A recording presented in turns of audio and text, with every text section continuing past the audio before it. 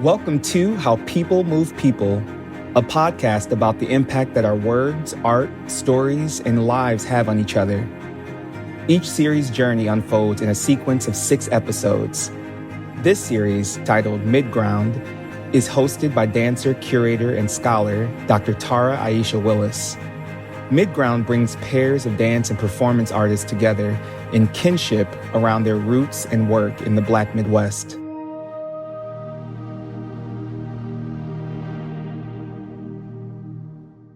I just want to do a refresher of where we were at yesterday, just so we can remember. Bebe had said something beautiful about the connection of people from the Midwest who go on to be prolific artists elsewhere.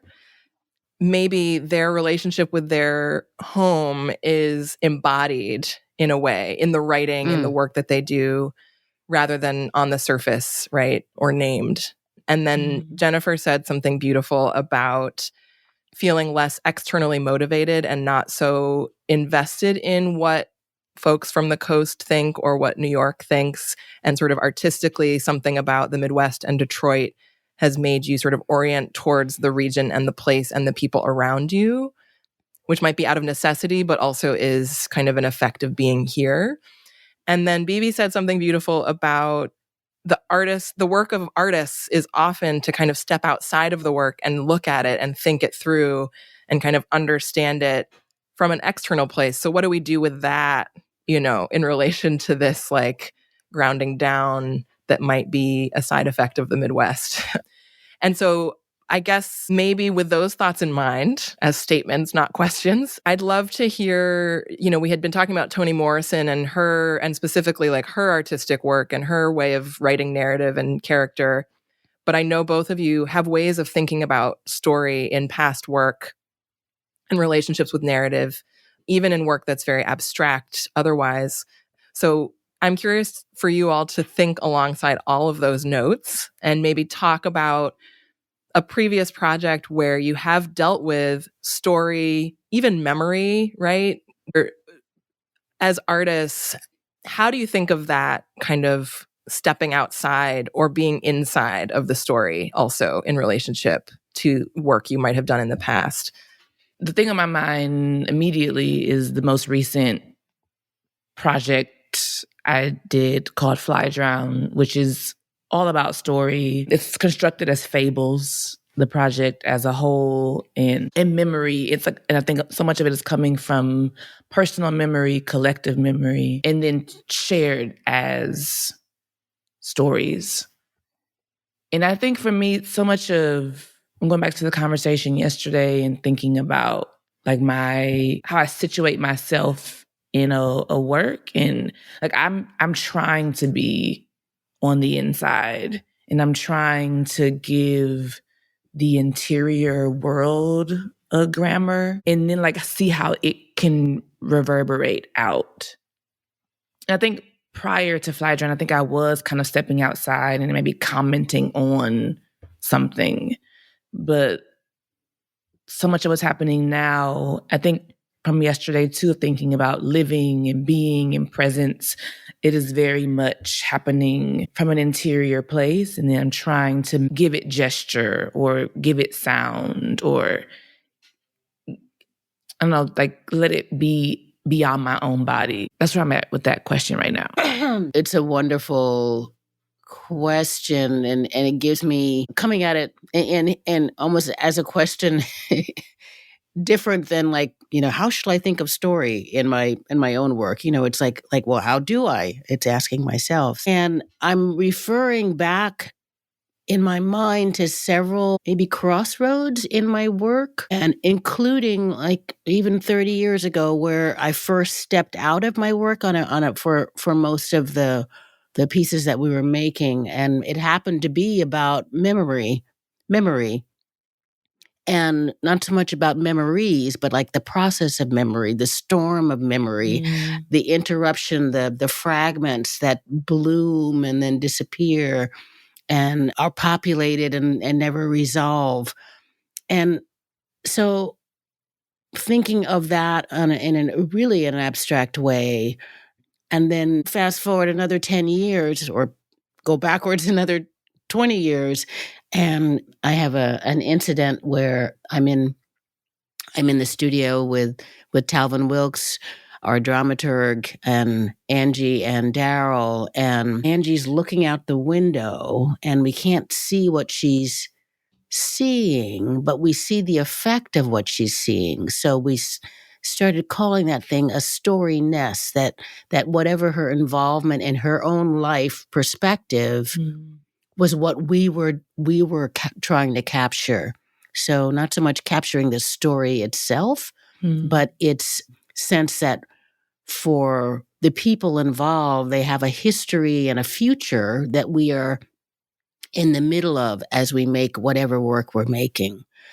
And so those are really kind of concrete storied incidents and how I think about making dance. And Tara, what you're saying about the grammar, which I also think of as the syntax of meaningfulness, how you put these chunks of event and how we absorb the impact, or how we, push back on whatever it might be.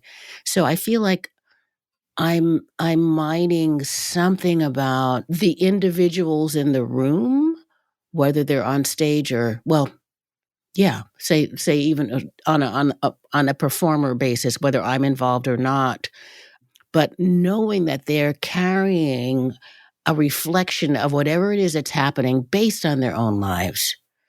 And so we are generating lifeness as we're making. And I'm really interested in that, less so in the theme of what it is a story might be telling, but almost, when you turn the dial on a radio and something catches you and then you stay with it for a bit and then it doesn't resolve. So, which kind of is like how life happens, it seems to me. So I realize that for better or worse, I'm less of a through line of a story or an image or a theme, but more about the ricochet of effect and meaning and consideration, which always, I love that sense that when you consider something, you step back a little bit and you ponder, and then you kind of come forward. So just the dynamics of our own perception feel very enticing and inviting. And I say for better or worse because, there are people who go to a theater event and it's like, okay, take me from beginning to the end. And I don't know what that exactly is going to mean. I mean, we have a timeline, and we shape it, but there is the liveliness in the middle that even inside a really concrete structure that is still in play. And so something about diving into the storyness of that we all carry, and that those things are in relationship with each other for a period of time that we get to shape. Yeah, that's beautiful. I love talking about dance. I just do. It's so great. Yeah, it is. It really is great. And it's like the best. I mean, I'm biased. It's my favorite lens through which to think about literally everything else outside of dance, outside in quotes of dance.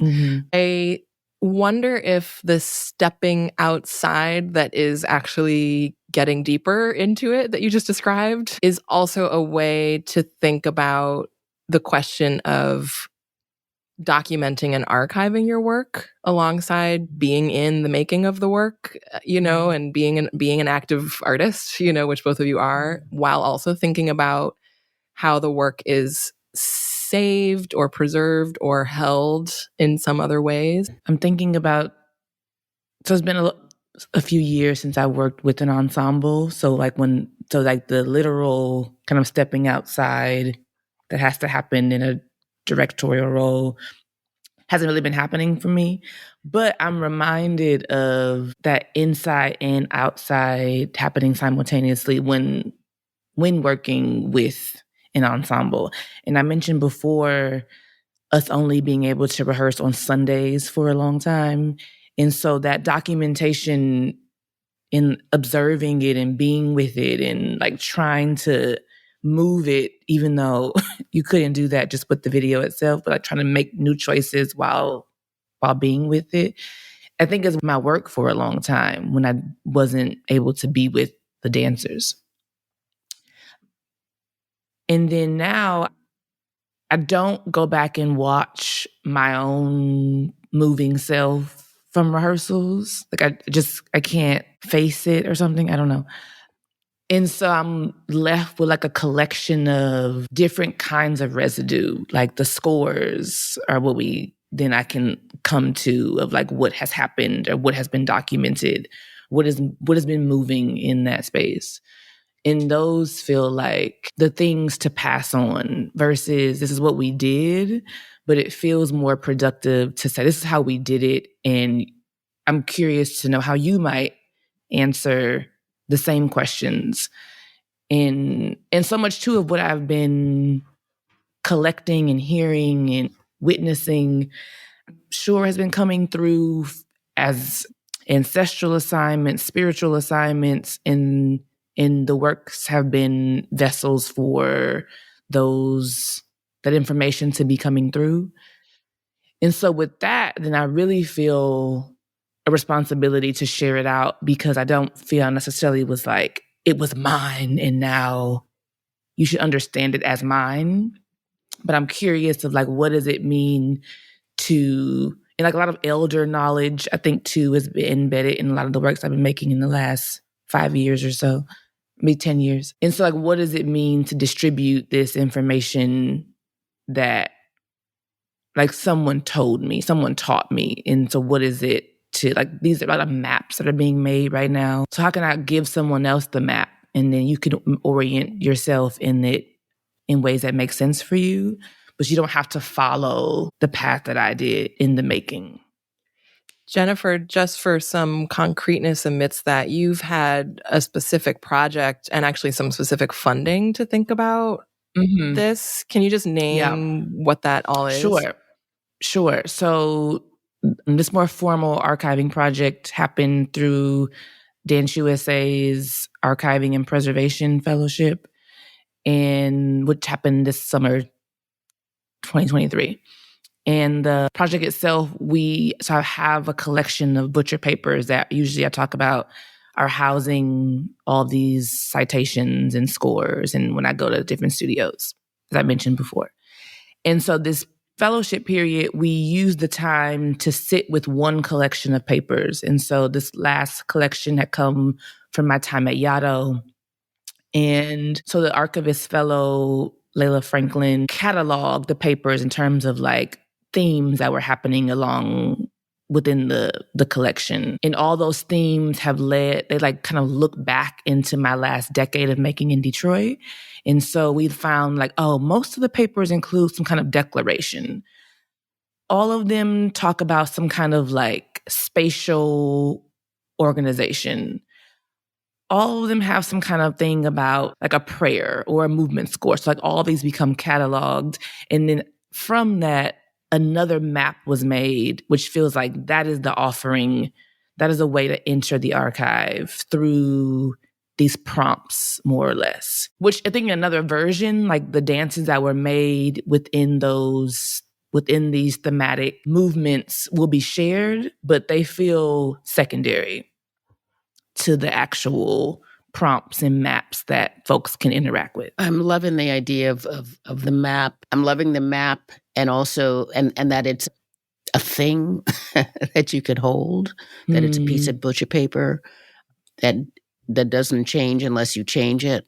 And sort of, the keeping of that information, because so much of what we do is quote unquote ephemeral, even though we live with the effect of it forever. I mean, it just doesn't leave our cells. And, I guess it was about 10 years ago or a little bit more, we were working on a piece and Talvin mentioned that, and one of our references was dark matter. And Talvin said, when people Google dark matter, we should show up so that people know that dance people have other interests than how we're going to move our body.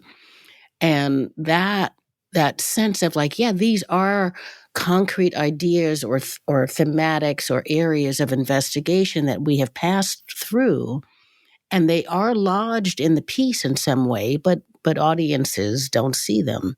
And we know that there has been in much of the history of this forum that the documentation of the event, the product, has been primary.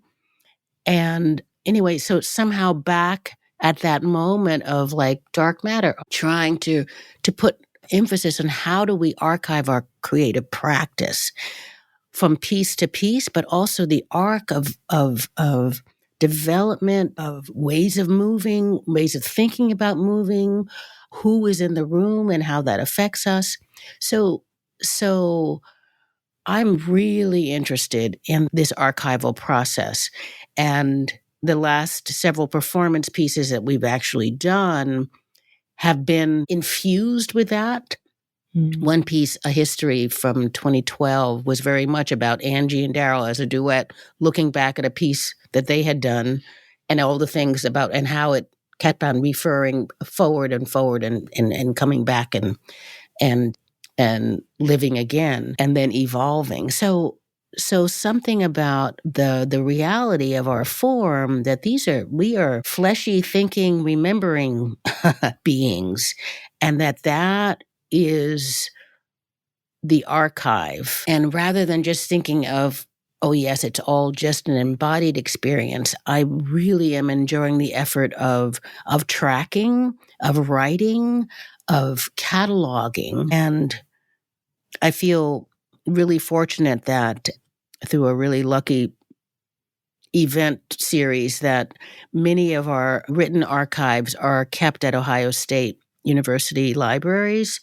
And so I was just there a month ago, just trying to track some data about our work, but coming back on ways of thinking, and that there is a progression that can be followed, that I could follow, or that some other interested person could follow. When I say follow, I don't mean it's a straight line, but it is a progression in time of perceptions. So I feel at this point in my life, in my creative life, my life, their arc feels a little, I don't like the shape of that because there's an end, goes down at the end. But just there is a path going from one end to and continuing. And so the passing through the context of several decades of what's happening in the world and how that is also part of our creative practice. What do we happen to be talking about coming off the subway into the studio and like, did you see this? And so on and so forth. But so there's trying to take the opportunity to actually research the data of dailiness as well as the depth of event over time, and know that has an effect on the body, know that it has an effect on our art form, that it has an effect and that we are affected by the wider world. So, and I think that's important for us as artists and for people thinking of dance and choreographers and dance artists, performers, all the people involved, that we are this progression of another contextual view of our socio-political cultural moment. So, and it comes down to the individual. It comes down to the individual and what we carry, but we are part of that. So, yeah, I feel really interested in right now I'm in the writing retreat. I was at McDowell and I want to go to Yaddo too. But it was just a time to write and to really kind of mine what happened, what is happening. Thank goodness for video. One short story that I found a video from about 25 years ago or so, and working on a soloist, and they are, the beautiful dancer, doing stuff. And then I say like, okay, now this time and then I turn off the video. So I don't know what I've told her to do, because at that time we weren't wasting video on just talking. So all that capture of that would have been possible of like, what are we actually thinking of? Anyway, it's it's funny to think about, but it was a lost moment. Yeah. I'm thinking about how personal it all is, and especially like the effects of the daily. So inside of these butcher papers, I don't know how many of these I have now. I can show you this really like 1-inch thick notebooks that are filled with notes alongside the processes. But like, it's not just choreographic notes. Like, I'm just using them all the time. So the daily is happening within and on top of. And they also give a lot of insight into the structures of making dances. But it's also my business. And so I never know like which parts are useful to offer and then which parts, like that's just gonna have to be mine. But So also like what do you want to allow people to see? Yeah, yeah. Like what needs to be redacted? Like what is like just the agency too, I think, then of presenting an archive. And the fact that the notebooks are holding all of it, I think is interesting in and of itself. Like that for you, these are not separate notebooks. Like I used to keep separate notebooks for like notes for my job and notes for myself. And you know what I mean? And then suddenly I'd be going to a lecture and I'd be like, which notebook does it go in? And now I'm carrying 3 notebooks. Like why? You know? So yeah, I know you, continue your thought, Jennifer. I don't know. I'm just thinking a lot about agency and being alive while archiving and the power of that, but also have a shyness at the same time. And so I'm just curious, Bebe, as you've been archiving your own work, so like how do you make choices around what is to share and then what is yours? And let me add to that, Bebe, if you could name concretely like some, because you have actually several projects that I would say are kind of archiving. I mean, besides the OSU like library archives, there's the Vault project. There's also a history, which was a piece, which also looked back on work. And then there's restaging Wherein, which is an earlier solo, so there's all these different ways that archiving is happening for you right now. And even our project together, Relations, is also an archive in its own way. So so true, so true. And thank you for that, just the poke. And a history from 2012 is what I was talking about when we're working with Talvin and Angie's looking out the window and it's all like, storiness was beginning. And so somehow the birth of storiness inside of the process of a history, which was at the time also looking back on our prior processes from, 10 years before that. So the looping is there. I think the Vault project started in 2017, and it was not a performative project at all, but a gathering of dance artists, researchers, presenters, small groups, never more than like 15 people at a time in various locations, New York, Chicago, Columbus, Jacob's Pillow, and Seattle, and just spending some time, often like a couple of days, of just broaching this idea of archive, that vault, the vault of not just to hold and to keep, back to your question of what is yours, but also maybe the vault to jump outward away from our process and share that. And I love just the two dynamics of that word. So the Vault project that contains that process, vault-project.org, that can be found. And thank goodness for the internet. Again, we also have 2 different ebooks, one called Dance For It that was about the process of making a history. So it's meant not to represent the piece, but just kind of a catalog of the kinds of things that went into the making of that. And I love that it contains like the voice of all of the collaborators involved in that process, as well as mine. We did a piece in a rhythm in 2018, which is great piece. Yeah. A whole different collection of people, but it was my first opportunity to just do a kind of from a choreographic feedback of like, what was the chronology of that process? What are the things that I encountered with the people in the room?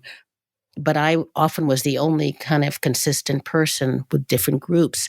And so a tracking of the kinds of things that are gathered depending on who's in the room. That's an ebook called How Dancing is Built. And these can all be found online. And I think, yes, Tara, the Relations Project, which I always call Reunion, as well as Relations, because it was me, Ishmael Houston Jones, and Ralph Lemon, curated, thank you, by Tara, and invited to Chicago for the performance. And it was Oh yeah, it was you great. were there, Jennifer. You came into town. Yes, yeah, because we had other stuff happening. Did we meet then? Maybe we did. No, we didn't. But I was there. Okay, missed opportunity. But just so funny, just having that as a point to aim toward for the three of us meant that we spent time in a room talking. And rolling around, and then like, well, put on some music. Oh, all right. And then like talk again.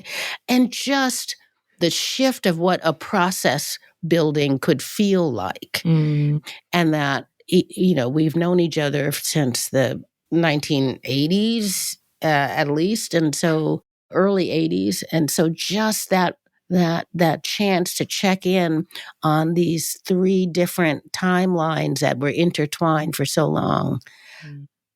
And and it was our first and only time that the three of us have been on stage. So I feel really, really good about at this point in my choreographic life that there are these opportunities to look into, not only look back, but look further into the processes that were actually happening that maybe I didn't have the mental space for, or that I didn't have the objectivity to kind of to place them in the sequence of time. So yeah.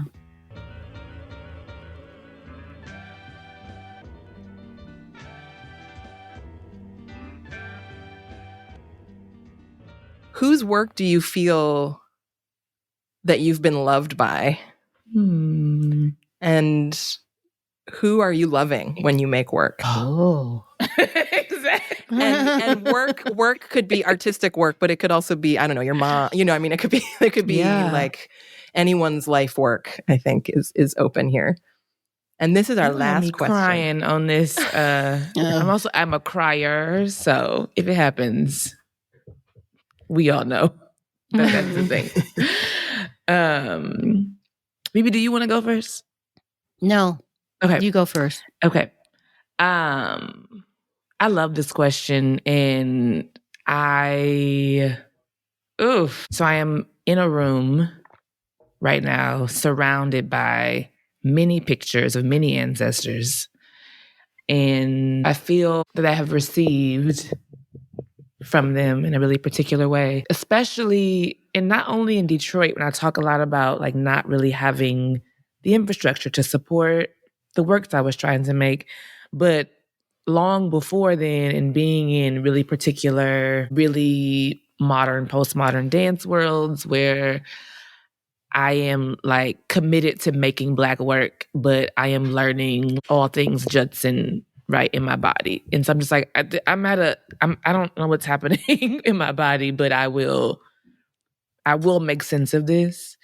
And so I do think Black people have always been with me as I push through these spaces, trying to dance into myself.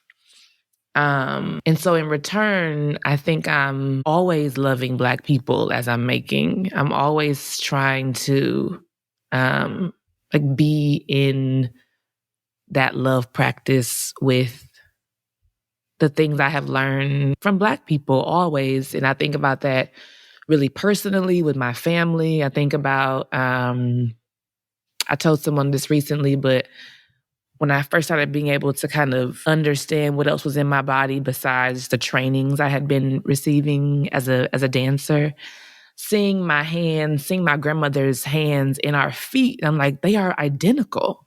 And I was like, well, how is that? How does that show up in how I move? And that just like reoriented my whole kind of physical practice. Not that it was nothing really changed, but I just got more specific in how I was moving and whose movement was in my body, not through a training, but through an inheritance.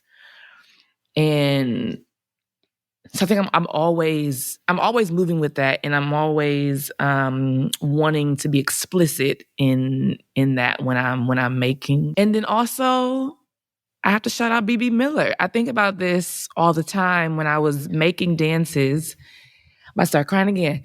And, I would show up with like, in super Black spaces too, and they'd be like, you don't do the thing how we do. And I'm like, yeah, I'm like a postmodern girl. And they'd be like, you know who you remind me of? And I'd be like, I don't know, please tell me someone. I'm like, I'm searching for anything. Like, here I am in Saginaw, Michigan, without a lot of references, And they're like, you remind me of Bebe Miller. And I'd be like, great. Like, I'm blessed to know there is a path, there is a blueprint for this way of working. And I've been told that like 4 or 5 times since I was like 17 years old. And yeah, so I think about Black people, think about Black women in particular, that like it is a exchange of receiving and then me wanting to honor and like, yeah, transmit that back out. And yeah, and being in that constantly, like I'm most fulfilled when I'm in that practice. Face is wet, child. Oh man, let me help. Let me help. Thank you. Thank you. I'm holding you. Oh, thank you. I'm just holding you. Holding you both. Oh gosh. My heart. I'm so glad Tara. that you could be on this call together. And that, you didn't meet during Relations in 2018, but here it is, it's happening. And so we have to find a time when we will actually be in hands reach, Yes. So. I'm so moved. Thank you for everything you just said. And also, I think, I grew up in the 50s. And my mother took us to Henry Street. And I entered in a world of wonder and dance like the smoke, a cloud, a piece of paper on the sidewalk, crumble it. That's, do that. Be an owl. It was magical. My brother, my sister, and I, and maybe one or two others were the only Black children in the room. It didn't matter to me because I was there with wonder and my mom. And so I thank her for that. And for, turns out that my first dance teacher also had that camp in Maine that my mother was a nurse at, and we all went. So I got my land, my sense of land from that. Also, not so many Black folks. So I think it's taken a long time to figure out, like, there was a time early in the work when I would get the report back of like, well, you tell us the Black stories, and I'm like, but this is it has other people in it as well, but it is a Black story.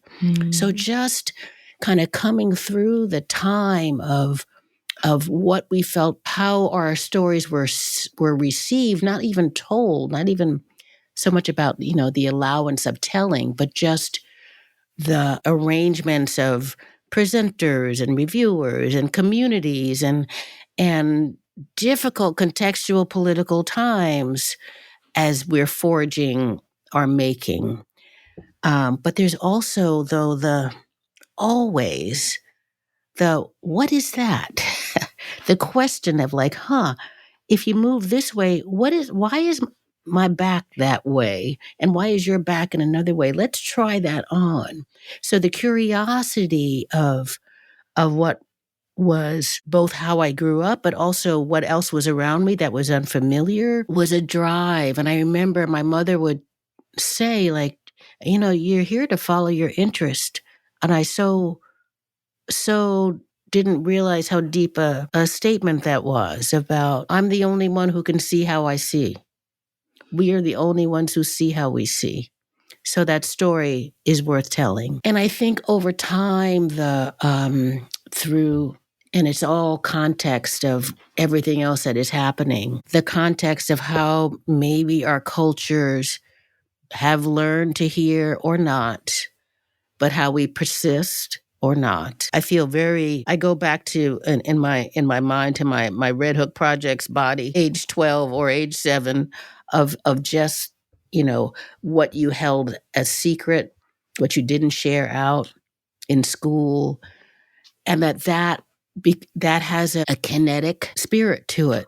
So I try that on. I go back to Blondell Cummings, and she would talk about how she would follow people down the street and just kind of walk like them. And she said, that had no business doing that.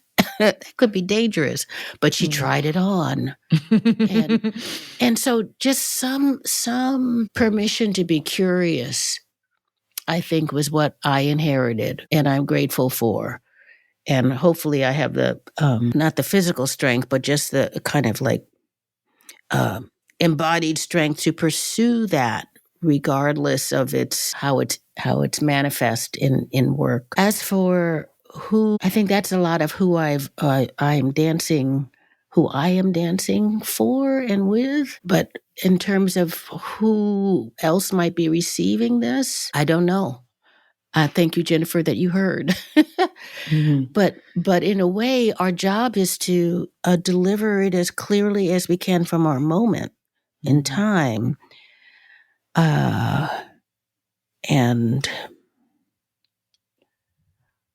well, one, trust that it's being heard, but then trust that it's being delivered. Trust that you're being true to yourself. And then that will carry form forward.